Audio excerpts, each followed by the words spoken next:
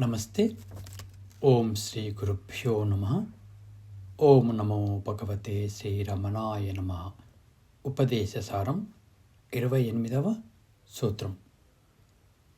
కిం స్వరూపమే ఆత్మదర్శనే అవ్యయాభవాత్ పూర్ణచిత్సుఖం.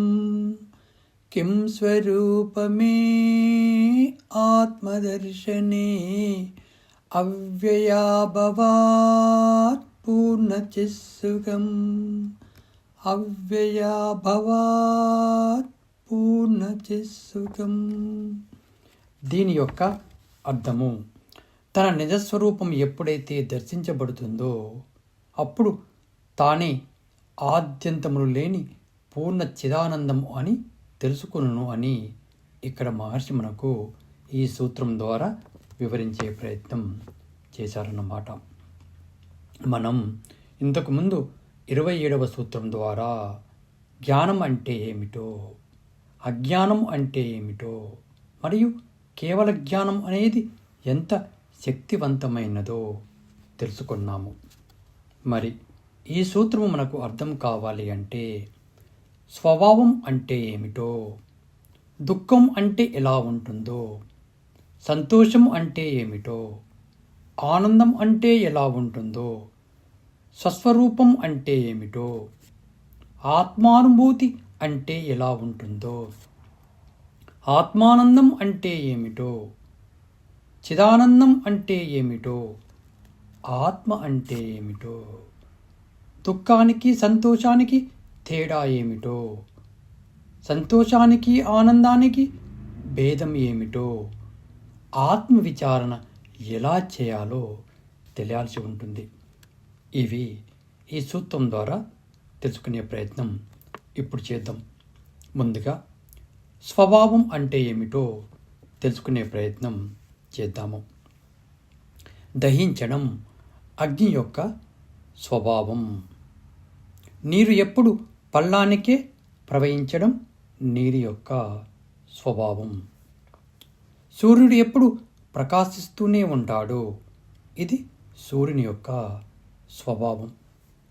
చంద్రుడు ఎప్పుడు రాత్రి వేళలో వెన్నెల కాంతిని విరాజిల్లుతాడు, ఇది చంద్రుని యొక్క స్వభావం.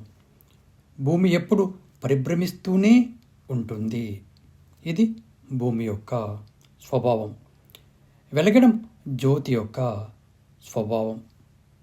పాము మీద కాలు వేస్తే కరవడం పాము యొక్క స్వభావం. ఇలా చెప్పుకుంటూ పోతే ప్రకృతి నుండి ఎన్నో మనం నేర్చుకోవచ్చు. అంటే ప్రకృతిలో ఉండే ప్రతి వస్తువునకు, జీవరాశునకు ఒక్కొక్క స్వభావం ఉంటుందని మీకు ఇప్పుడే అర్థమై ఉంటుంది. ఈ సృష్టిలో అన్ని జీవరాశులు, రాళ్ళు రప్పలు, పక్షులు, చెట్లు, పంచభూతాలు ఆ ఈశ్వరుడు పెట్టిన రూల్స్ని పాటిస్తూ ఉంటాయి. అంటే వాటి స్వభావాన్ని అవి నిర్వర్తిస్తున్నాయని అర్థం చేసుకోవాలి.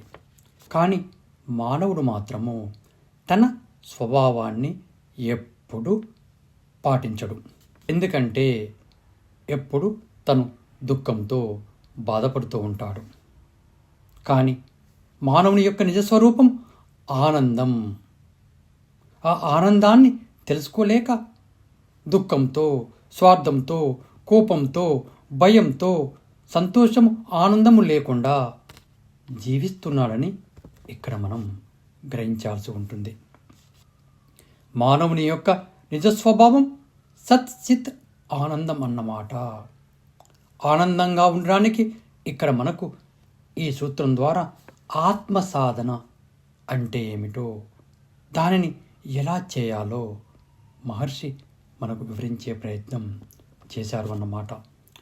ఆత్మ సాధన అంటే తానే ఆత్మనని తెలుసుకోవడం అన్నమాట. అంటే ఆత్మగా ఉండడమే మనం చేయాల్సింది అన్నమాట.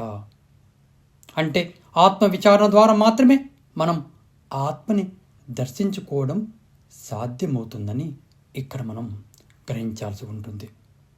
అంటే ఆ కేవల జ్ఞానాన్ని పొందడమే మనం చేయాల్సిందిగా మనము విశ్వసించాల్సి ఉంటుంది. అప్పుడే నిన్ను నీవు దర్శించుకుంటావని ఇక్కడ మనము అర్థం చేసుకోవాలి. మరి ఆ భగవంతుని స్వభావం అంటే ఏమిటో తెలుసుకునే ప్రయత్నం చేస్తాం. నిరాకారంగా ఉంటూ సర్వత్రా తానే నిమిడీకృతమై వెలుగుతూ ఈ సృష్టి నడవడానికి కారణభూతుడైన వాడుగా, శాశ్వతంగా ఉండువాడుగా, సచ్చిత్ ఆనందాన్ని విరాజిల్లువాడుగా, ఆది అంతము లేని వాడుగా, చావు పుట్టుకలు లేని వాడుగా చెప్పుకుంటాము. దానినే భగవంతుడిగా మనము గుర్తించాలన్నమాట. ఎప్పుడైతే భగవంతుని స్వభావాన్ని పొందుతావో నీవే ఆనంద స్వరూపుడిగా విరాజిల్లుతావో నీకు మరియు ఆ భగవంతునికి ఏమీ తేడా ఉండదని మనం ఇక్కడ గ్రహించాల్సి ఉంటుంది. అంటే చివరకు నీవే చిదానంద సస్వరూప ఆనంద రూపుడవని, నీవే భగవంతుడవని నీవు గుర్తిస్తావు. ఎప్పుడైతే నీ నిజస్వరూపాన్ని దర్శిస్తావో అప్పుడే భగవంతుడిగా ప్రకాశిస్తావు. ఎందుకంటే నీ స్వభావం భగవంతుని యొక్క స్వభావం ఇద్దరిది ఒకటే కనుక. నీ ఆనందాన్ని పొందడానికి ఈ ఆత్మవిచారణ మార్గాన్ని మనకు మహర్షి అందించారు అన్నమాట. ఇక్కడ ఎవరి ప్రయాణము వారిదే అని గుర్తించాల్సి ఉంటుంది. అంటే నీ ప్రయాణము నీదే అన్నమాట. చివరకు నీ వద్దకు నీవు ఈ ఆత్మవిచారణ మార్గం ద్వారా చేరుకుంటావని విశ్వసించాల్సి ఉంటుంది. అందుకని సాధన తూచా తప్పకుండా పాటించాల్సి ఉంటుంది. చివరిగా సర్వే జన సుఖినో భవంతు. ఓం శాంతి శాంతి శాంతి. Thank you.